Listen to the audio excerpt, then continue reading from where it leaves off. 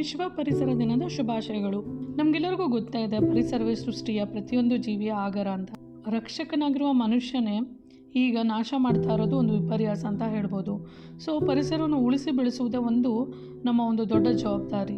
ದಿನಾಚರಣೆಯನ್ನು ಸೆಲೆಬ್ರೇಟ್ ಮಾಡ್ತಿರ್ತಾರೆ, but every day ಮತ್ತೆ ಪರಿಸರನ ಹಾಳು ಮಾಡೋ ಕಡೆ ಅವರ ಒಂದು ಮೂಮೆಂಟ್ ಇರುತ್ತೆ. ಏನಪ್ಪ ಅಂದರೆ ಪ್ಲಾಸ್ಟಿಕ್ನ ಥ್ರೋ ಮಾಡೋದು, ಆಮೇಲೆ ಜಾಸ್ತಿ ಎಲ್ಲೂ ಗಿಡಗಳು ಬೆಳೆಸದೇ ಇರೋದು, ಗಿಡಗಳನ್ನ ಕಡಿಯೋದು, ಈ ರೀತಿ ಎಲ್ಲ ಮಾಡೋ ಬದಲು ಪ್ರತಿದಿನ ಪರಿಸರ ದಿನಾಚರಣೆನ ಸೆಲೆಬ್ರೇಟ್ ಮಾಡಬೇಕು. ವನ ಮಹೋತ್ಸವ ಪ್ರತಿದಿನ ನಡಿಬೇಕು.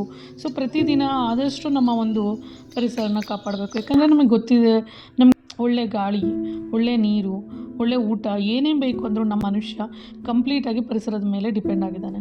ಎನ್ವಿರಾನ್ಮೆಂಟ್ ಎಷ್ಟು ಚೆನ್ನಾಗಿರುತ್ತೋ ನಾವು ಇರಲಿಕ್ಕೆ ಸಾಧ್ಯ. ಪರಿಸರ ಮತ್ತು ಆರೋಗ್ಯ ಇದೆಯಲ್ಲ, ಇವರು ಎರಡೂ ಒಂದಕ್ಕೊಂದು ಕಂಪ್ಲೀಟಾಗಿ ಡಿಪೆಂಡ್ ಆಗಿರುತ್ತೆ. ಸೊ ನಮ್ಮ ಒಂದು ಆರೋಗ್ಯ ಚೆನ್ನಾಗಿರಬೇಕು ಅಂತಂದರೆ ಪರಿಸರ ಸಹ ಚೆನ್ನಾಗಿರಬೇಕು. ಫ್ರೆಂಡ್ಸ್, ಇಲ್ಲ ಅಂದರೆ ಏನಾಗುತ್ತೆ ಗೊತ್ತಲ್ವಾ? ಸೊ ಸಾವಿನ ಕೂಪಕ್ಕೆ ಎಲ್ಲನೂ ತಳ್ಳಿಬಿಡುತ್ತೆ ನಮ್ಮ ಒಂದು ಪರಿಸರ. ಹಾಗಾಗಿ ಆದಷ್ಟು ಪರಿಸರನ ಉಳಿಸ್ಲಿಕ್ಕೆ ಪ್ರಯತ್ನ ಪಡಿ ಅಂತ ಈ ವಿಡಿಯೋ ಮುಖಾಂತರ ರಿಕ್ವೆಸ್ಟ್ ಮಾಡ್ಕೊತೀನಿ.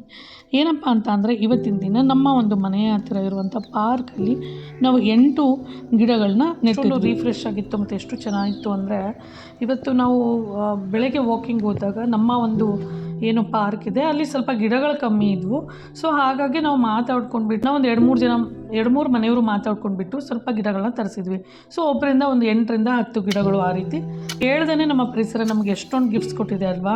ಒಳ್ಳೆ ಗಾಳಿ ಆಗಿರ್ಬೋದು, ಶುದ್ಧ ನೀರಾಗಿರ್ಬೋದು, ಮತ್ತು ಒಳ್ಳೆಯ ಆಹಾರ ಆಗಿರ್ಬೋದು, ಇಷ್ಟೂ ಕೊಡುತ್ತೆ. ಬಟ್ ಇಷ್ಟೆಲ್ಲ ಕೊಡುವಂಥ ಪರಿಸರಕ್ಕೆ ನಾವೇನು ಕೊಡ್ತಾ ಇದ್ವಿ? ಬರೀ ನೋವಲ್ವಾ? ಅಂದರೆ ಅನ್ನೆಸೆಸರಿ ಸುಮ್ಮನೆ ಗಿಡಗಳನ್ನ ಕಡಿಯೋದು, ಮರಗಳನ್ನ ಕಡಿಯೋದು ಮಾಡಬಾರ್ದು ಅಲ್ವಾ?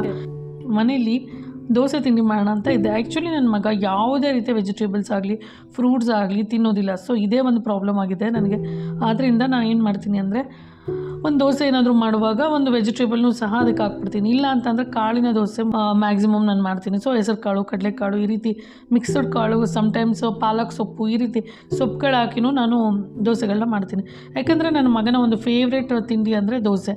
ಹಾಗಾಗಿ ಈಗ ಇವತ್ತಿನ ದಿನ ಒಂದು ಪ್ಲೇನ್ ನಮ್ಮದೇನು ಅಕ್ಕಿ ದೋಸೆ ಇರುತ್ತಲ್ಲ, ಅದಕ್ಕೆ ಬೀಟ್ರೋಟ್ ಮತ್ತು ಜೀರಿಗೆನ ರುಬ್ಬಿಟ್ಬಿಟ್ಟು ಅದನ್ನು ಹಾಕಿ ಮಿಕ್ಸ್ ಮಾಡಿದೆ. ನೋಡಿ, ನೀವು ನೋಡ್ತಾ ಇರ್ಬೋದು ಎಷ್ಟು ಚೆನ್ನಾಗಿದೆ ಕಲರ್ ಅಂತ ಅಂದ್ಬಿಟ್ಟು. ಸೊ ಇದಕ್ಕೊಂದು ಕಾಯಿ ಚಟ್ನಿ ಪ್ರಿಪೇರ್ ಮಾಡಿಕೊಂಡೆ. ಆಫ್ಟರ್ ದಟ್ ದೋಸೆ ಈ ರೀತಿ ಬಂತು. ದೋಸೆ ಜೊತೆ ಒಂದು ದೋಸೆ ಅಷ್ಟೇ ನನ್ನ ಮಗ ತಿನ್ನೋದು. ಸೊ ಒಂದು ದೋಸೆ, ಒಂದು ಆಮ್ಲೆಟ್ ಮತ್ತು ಸ್ವಲ್ಪ ಚಟ್ನಿ ಹಾಕಿ ಕೊಟ್ಟಿದ್ದೆ. ಸೊ ಇವತ್ತಿನ ಒಂದು ಬ್ರೇಕ್ಫಾಸ್ಟ್ ಆಗಿತ್ತು ಇದು. ಸೊ ನಾವು ಸಹ ಒಂದು ಬ್ರೇಕ್ಫಾಸ್ಟ್ ಆದಮೇಲೆ ನಾವು ಸಹ ಬ್ರೇಕ್ಫಾಸ್ಟ್ ಮಾಡ್ಕೊಂಡ್ವಿ. ಸೊ ನಾವು ಸಹ ಒಂದೊಂದು ಆಮ್ಲೆಟ್ ಮಾಡ್ಕೊಂಡಿದ್ವಿ. ಯಾಕೆಂದರೆ ಪ್ರೋಟೀನ್ ಈಸ್ ಮಸ್ಟ್ ಅನ್ನೋದು ರೀತಿ ನಾವು ಫಾಲೋ ಆಗ್ತಾ ಇದ್ವಿ.